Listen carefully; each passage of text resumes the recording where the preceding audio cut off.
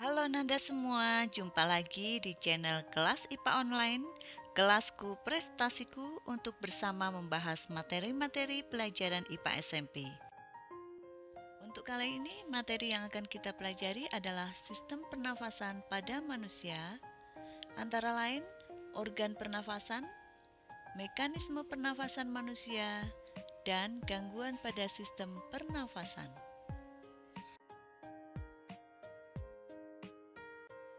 Mari kita mulai. Yang pertama, organ pernafasan manusia. Dapatkah kamu menyebutkan apa saja organ yang menyusun sistem pernafasan manusia? Berikut ini gambar organ sistem pernafasan pada manusia. Organ penyusun sistem pernafasan tersebut dapat dikelompokkan berdasarkan struktur maupun fungsinya. Secara struktural, sistem pernafasan tersusun atas dua bagian utama. Yang pertama, sistem pernafasan bagian atas meliputi hidung dan faring. Yang kedua, sistem pernafasan bagian bawah meliputi laring, trakea, bronkus, dan paru-paru. Secara fungsional, sistem pernafasan tersusun atas dua bagian utama. 1. Yona penghubung, tersusun atas rangkaian rongga dan saluran yang saling terhubung baik di luar maupun di dalam paru-paru. Bagian penghubung meliputi hidung, faring, laring, trakea, bronkus, dan bronkiolus. Fungsi dari bagian penghubung yaitu menyaring, menghangatkan, dan melembabkan udara serta menyalurkan udara menuju paru-paru. 2. Yona respirasi tersusun atas jaringan dalam paru-paru yang berperan dalam pertukaran gas yaitu alveolus. Yang pertama yaitu hidung. Hidung merupakan organ pernafasan yang langsung berhubungan dengan udara luar. Hidung dilengkapi dengan rambut-rambut hidung, selaput lendir, dan konka. Rambut-rambut hidung berfungsi untuk menyaring partikel debu atau kotoran yang masuk bersama udara. Selaput lendir sebagai perangkap benda asing yang masuk terhirup saat bernafas, misalnya debu, virus, dan bakteri. Konka mempunyai banyak kapiler darah yang berfungsi menyamakan suhu udara yang terhirup dari luar dengan suhu tubuh atau menghangatkan udara yang masuk ke paru-paru. Berikutnya faring merupakan organ pernafasan yang terletak di belakang rongga hidung hingga rongga mulut dan di atas laring. Pada faring ini adalah tempat dilalui udara pernafasan dan makanan. Setelah melalui faring, udara pernafasan akan memasuki laring. Di belakang lidah dan di depan laring terdapat epiglotis yang berfungsi mengatur masuknya udara dan makanan ke salurannya masing-masing. Oh iya, faring itu disebut juga dengan tenggorokan, sedangkan laring adalah pangkal tenggorokan. Fungsi laring itu sebagai tempat melekatnya selaput atau pita suara. Nah, pada laring inilah suara kita bisa dihasilkan. Udara yang telah masuk ke laring selanjutnya masuk ke trakea atau batang tenggorokan. Trakea adalah saluran yang menghubungkan laring dengan bronkus. Dindingnya tersusun dari cincin-cincin tulang rawan dan selaput lendir yang terdiri atas jaringan epitelium bersilia. Fungsi silia pada dinding trakea untuk menyaring benda-benda asing yang masuk ke dalam saluran pernafasan. Pada bagian paling dasar dari trakea bercabang menjadi dua. Percabangan trakea tersebut disebut dengan bronkus. Masing-masing bronkus memasuki paru-paru kanan dan paru-paru kiri. Di dalam paru-paru, bronkus bercabang-cabang lagi.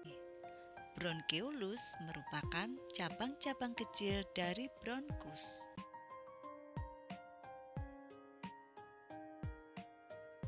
Pada ujung-ujung bronkeolus terdapat gelembung-gelembung yang sangat kecil dan berdinding tipis yang disebut dengan alveolus atau alveoli. Alveoli ini adalah bagian yang berperan dalam pertukaran gas oksigen dan gas karbon dioksida. Jadi, secara garis besar, organ pernapasan ada 6 bagian, yaitu hidung, laring, trakea, bronkus, bronkeolus, dan paru-paru. Berikutnya kita akan mempelajari mekanisme pernapasan manusia. Kalian sadar nggak kalau kita bernapas rata-rata 12-18 kali dalam setiap menitnya? Itu artinya dalam satu hari kita akan bernapas sebanyak 17.280 kali. Wow, ternyata banyak kan? Meskipun kelihatannya banyak dan mudah, proses pernapasan yang ada di dalam tubuh kita, prosesnya tidak mudah loh. Untuk itu, mari kita pelajari. Berdasarkan otot yang terlibat, pernapasan dibagi menjadi 2. Yang pertama, pernapasan dada. Seperti namanya, pernapasan dada merupakan pernapasan yang dibantu oleh otot dada antar tulang rusuk. Proses pernapasan dada adalah sebagai berikut. Saat inspirasi atau udara masuk, otot antar tulang rusuk berkontraksi. Hal ini membuat volume rongga dada terisi oleh udara. Hasilnya, dada kita mengembang. Dan saat ekspirasi atau udara keluar, otot antar tulang rusuk relaksasi. Di saat ini, karena udara-udara keluar, maka volume rongga dada mengecil. Ini adalah jenis pernapasan yang biasa kita lakukan. Untuk lebih mudah memahaminya, ayo kita lakukan. Tempelkan kedua tanganmu di dada, tarik napas secara perlahan, rasakan pertambahan volume rongga dada saat kamu menarik napas tersebut. Dan hembuskan napas secara perlahan, maka kamu akan merasakan volume rongga dada berkurang dan mengecil. Itu karena relaksasinya otot antar tulang rusuk atau otot interkosta. Bagaimana? Sudah paham ya? Yang kedua, pernapasan perut. Lain halnya pernapasan dada, pernapasan perut dibantu oleh otot diafragma.